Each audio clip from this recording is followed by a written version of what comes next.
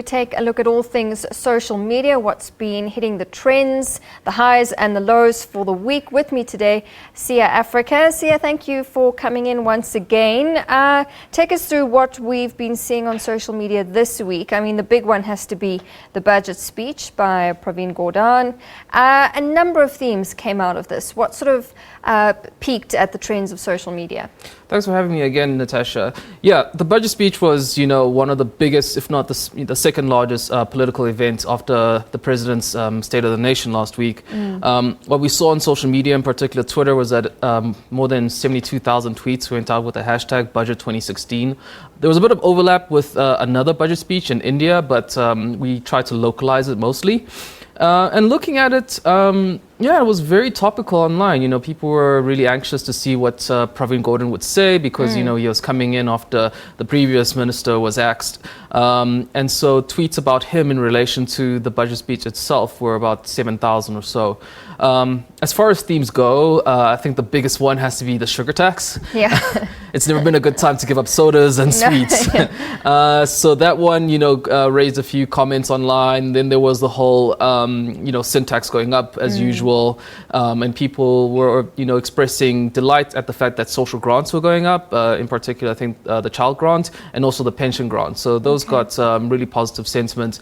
But on the negative side, people were really disappointed that, once again, we're being asked to tighten our belts.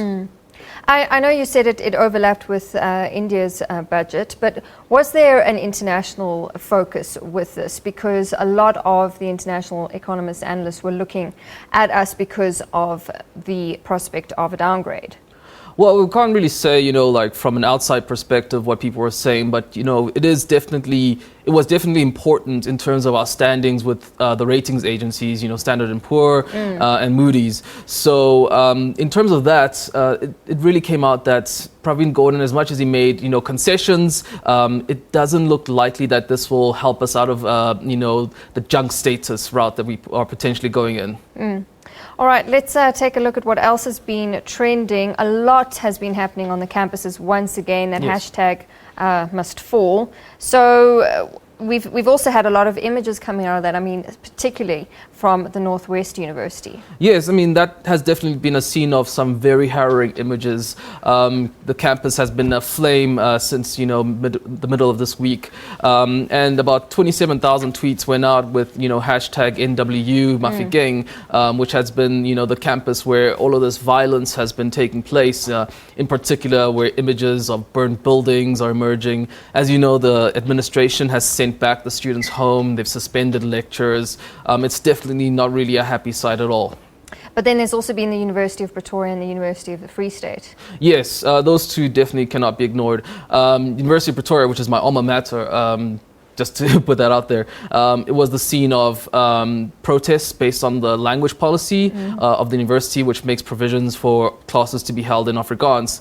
So students clashed with the police there, and we saw about 27,000 tweets going out with the hashtag TIX and also TIX language policy. They did win a slight victory in that TIX has announced that they are going to try to do away with Afrikaans as a medium of instruction. And then also in the Free State, which also was another scene of, violence. One of the most trending videos was of students clashing at a rugby game, at a varsity rugby match, which, really was shared far and wide. And in particular, just seeing students go at each other, black versus white.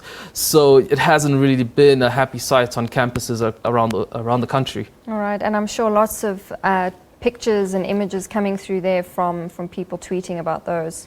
Yeah, definitely. People are tweeting about their views on language policy. It has to be done away in terms of Afrikaans, that is. As you saw in the previous story that you ran, they're making demands for universities to become more representative. And so, a lot of opinions going out, a lot of images of violence between, student groups such as EFF and SASCO clashing with the police. It's really a tense situation on campuses, and also TUT, I should add as well, is another place where clashes have also arisen again. Yeah. All right, Sia, we've run out of time, unfortunately. I know the other one that we wanted to talk about was FIFA, Yes. but a lot of attention will be on Zurich today for those elections. Siyabonga Africa, our digital news specialist here at the SABC, thank you very much for coming in. Thanks for having me.